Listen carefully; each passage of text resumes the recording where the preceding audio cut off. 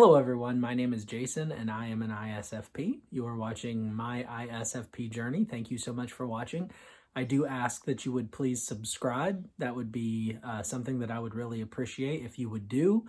I'm up to over 50 subscribers now, but I'd like to see that number keep on climbing. So if you're watching these videos and appreciating them and gleaning any insight from them, please do subscribe. That would mean the world to me. Thank you so much. Today, I want to talk about another ISFP stereotype that I see from time to time. Most of the personality type websites tend to list ISFPs as artists. So I've done a video already on whether or not that stereotype is fair or true or accurate. So in this video, I want to talk about another stereotype that I see. Some of the personality type websites, instead of listing ISFPs as artists, they list them as adventurers. So I want to talk about the idea of whether or not all ISFPs are adventurers, or at least how being adventurous shows up or does not show up in me specifically. And then the rest of you ISFPs out there in ISFP land can comment on whether or not you relate to what I'm saying. So my wife and I were having a conversation about this topic not too long ago, couple 2-3 months ago maybe. She was reading something and she came across that language that ISFPs are adventurers, and she kind of looked at me and she was like, "Yeah, I don't see that. That doesn't really fit you at all." So I want to talk about how being an adventurer I think does fit me and how it doesn't. All right. So when I was younger and I didn't have very much responsibility, I was a little bit of a thrill seeker, okay? I loved to drive fast. I loved roller coasters. I love, to this day, flying. I love the feeling of that moment when the plane is on the runway and it's, gearing up for movement, and it needs to build up a considerable amount of speed in a relatively short distance so that it can get lift. And whenever the plane finally starts to go, that feeling of pressure against my chest, I love that. That's an adventure to me. Roller coasters, the feeling of the speed of it all. I love the exhilaration. I love the experience of exhilarating sensations. So I would say that even from a young age, I was an adventurer in that sense, in that sort of being a person who was seeking the thrill of a sensory experience that was exhilarating, and maybe that I had never experienced before, but not necessarily. And that point there, not necessarily something I had never experienced before, really hits at the heart of, I think, what was my wife's objection to the idea that I was an adventurer. And that was that I like to experience the same things over and over and over. So I think most people, if they think of an adventurer, would naturally think of someone who wants to go out to new places, do new things, take in new sights, new sounds, and new experiences. And I think that's fair. That is a fair description of an adventurer, going off into new places. I love to experience things that are exhilarating, but I'm often perfectly content to re-experience those exhilarating sensations that I experienced before. So I love riding roller coasters because I love the feel of going fast. Though I haven't ridden one in years because it's just too expensive to go to those places. But I love the feeling, but I'm happy to ride the same roller coaster over and over again. In fact, when I was a teenager, my family had season passes to Six Flags. And we would stay right up until they closed, right up until they kicked us out of the park. Well, there were very few people there in the last hour. So my friend and I would literally get in line or get on the roller coaster. We would be the only two on the roller coaster, get in the very front seat because that was the seat that was either the very front or the very back was the most fun. And then we would ride the roller coaster and then get off and run right back around. And they wouldn't let us stay on, which was so dumb. There was nobody else there. There was nobody in line, nobody else on the roller coaster. But they made us get off and run around and get back in line and get back on. But anyway, we would just do that as many times as we could in the last hour. And it was the same experience over and over and over. But every single time there was this physical exhilaration. I don't drive fast. I used to drive really fast, but I quit doing that because I realized how irresponsible it was. But I'm not going to lie, I love the feeling of driving fast. I've never done one of those like NASCAR experiences, but I think I would really enjoy that. I've always wished that I could fly in a fighter jet. I've always been fascinated by military aviation. So I love to experience these exhilarating feelings that sort of tickle my senses, basically. And for me, that's one way that I think adventurousness comes out. However, I can see how anyone on the outside looking at me would say, yeah, but you just want to do the same one over and over, right? Like if I find food that I love, I just want to eat that same food over and over and over. And anyone would look at that, I would think, and say, that's not very adventurous. But my deal there is I already know that food pleases my extroverted sensing. Why would I want to take a chance on finding something else that doesn't? I'm perfectly happy just re-experiencing that thing that does. Now, another way in my life that I think I've seen it come out is that I loved to go exploring in the woods. When I was in college, I would just like go all, I'd get out of class early, or I'd only have morning classes, and then I would just go to a local park where there are trails going back into the woods, and I would just walk back into the woods. That was adventurous to me. However, whenever I had the opportunity to do it again, I'd go walking in the exact same wood because I knew the experience that I was going to get and I enjoyed it, and so I wanted to re-experience it. So the desire to be out there in the woods experiencing could be perceived as adventurous. However, if anyone looked at it and said, yeah, but you just keep walking the same trail over and over, that's not very adventurous, they would have a point. I do want to do that over and over because I already like the feeling. I know how it feels. I know what I'm going to experience, and I like it.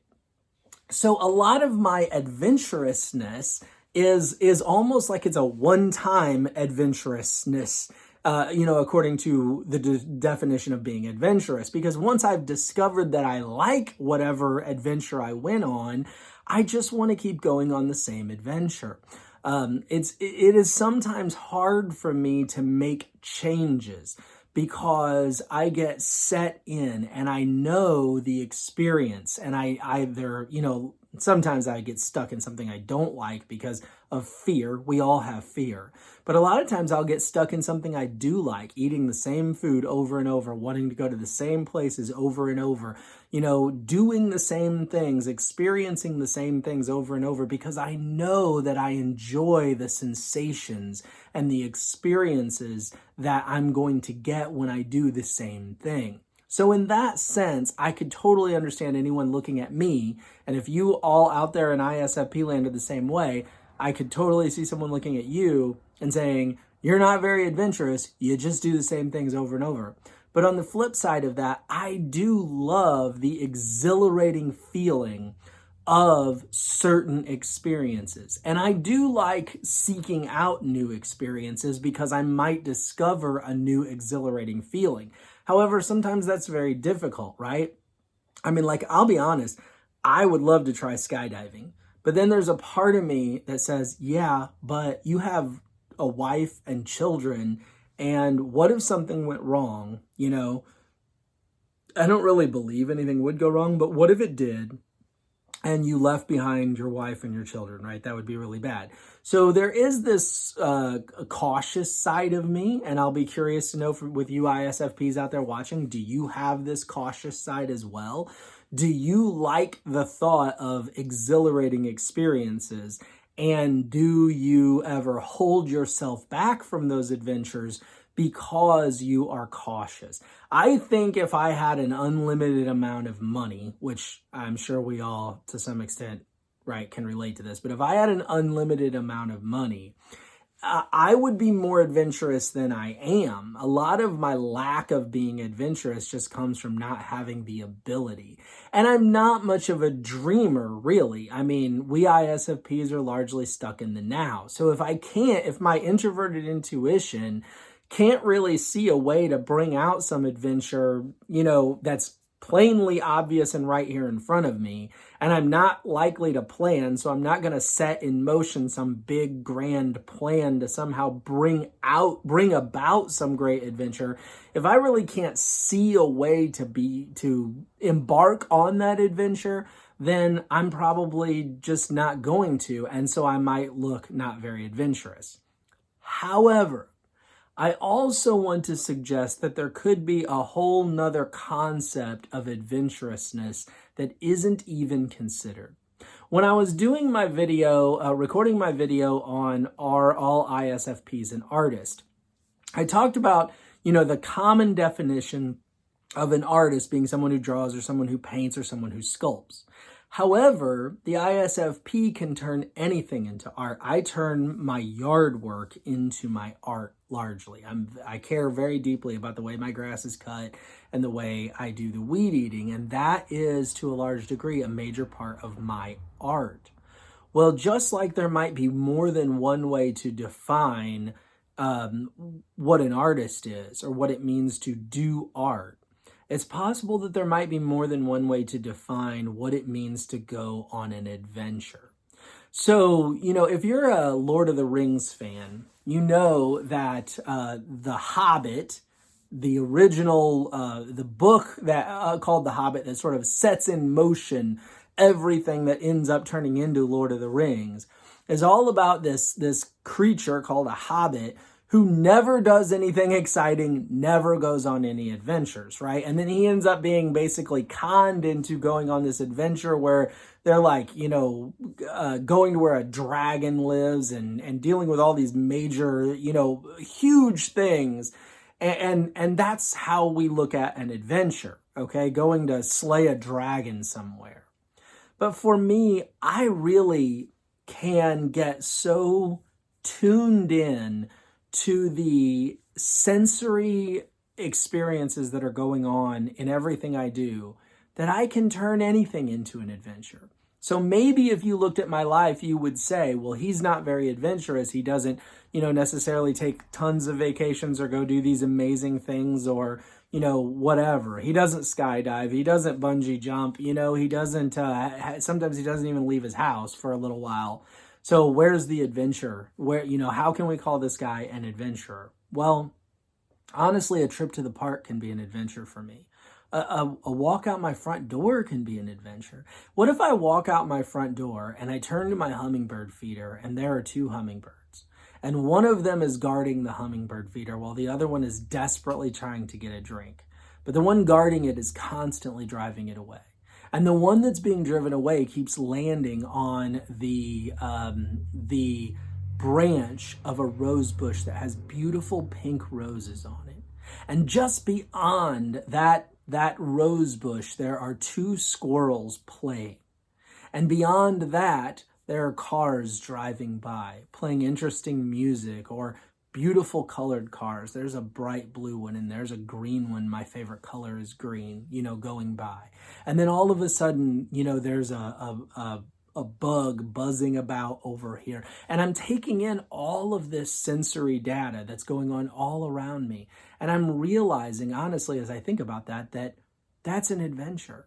I mean, you can live your life in such a way that you miss all that, or that you see it, but you don't focus on it. You don't take the time to really imbibe the smell of the fresh cut grass with the wild onions that were cut in amongst it, while the bees and the hummingbirds are buzzing around and the beautiful pink flowers are in full bloom. And the clouds are rolling by up above. All of these things can make for an adventure if you take the time to stop whatever else is going on in your mind or whatever else is going on in your life and just focus on these beautiful, amazing sensory symphonies that are being provided for you. So as an ISFP, I guess the way I would kind of summarize it or describe it is to say, I would love to be an adventurer in the traditional definition.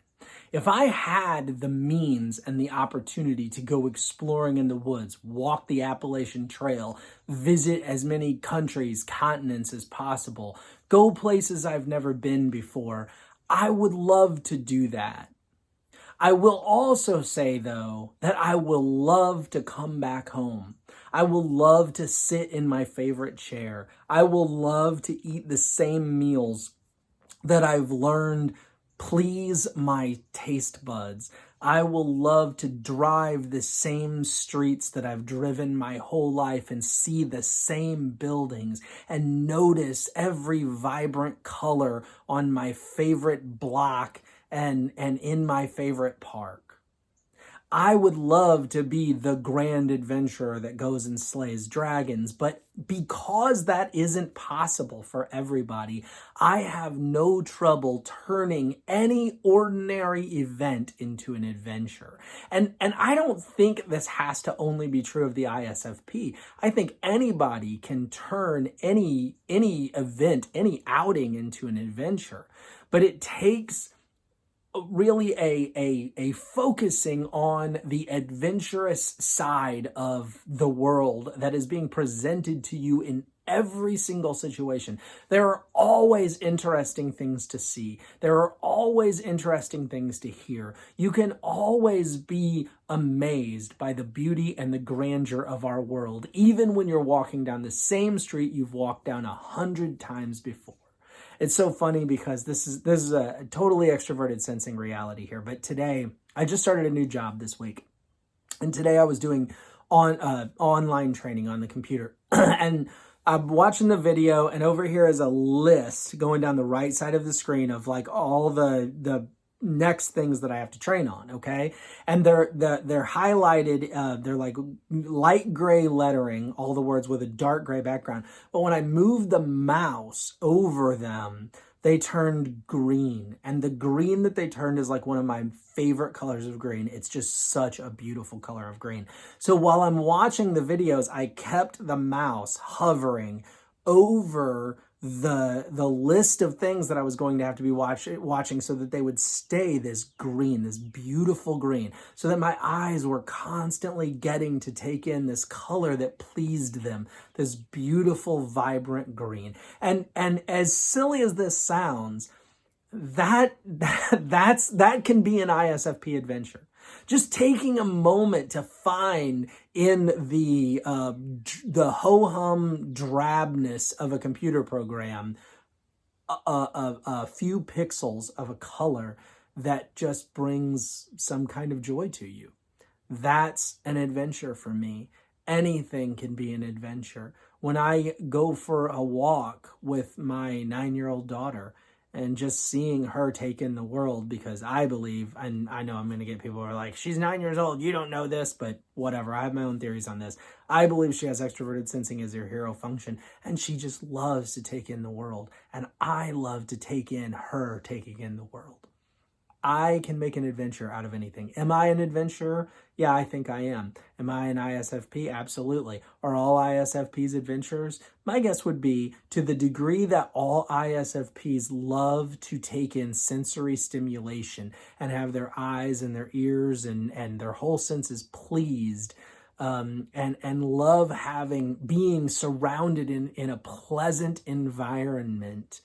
That, yeah, I think all ISFPs are adventurers. Do all ISFPs go mountain climbing, skydiving, zip lining, bungee jumping, scuba diving, and all those things? No. However, probably a lot of them would if they had the means. But we all have our cautions and our fears in life, our things that hold us back. It can be money, it could be fear, it could be obligation, right? I mean, I don't think we ISFPs are the biggest obligation people in the world, right? Like, we don't love having too many obligations, but yet here we are in life finding ourselves in situations where we have them, and we have to live up to them, right? We have to be able to earn a living to support our families and all that sort of thing. So anyway, that's how I interpret the idea that all ISFPs are adventurers. But let me know what you think. If you're an ISFP, tell me to whatever degree you did or did not relate to this. And if you're not an ISFP, and you have an ISFP in your life and maybe you don't see any adventurousness in them, well, maybe this will help you understand where that adventurousness is. Or maybe you do see crazy adventurousness in them, and if so, good for them. I think that's awesome. I'd love to be right there with them, but it's just not always possible. Thank you so much for watching. Please do like and subscribe, and have an awesome day. Bye now.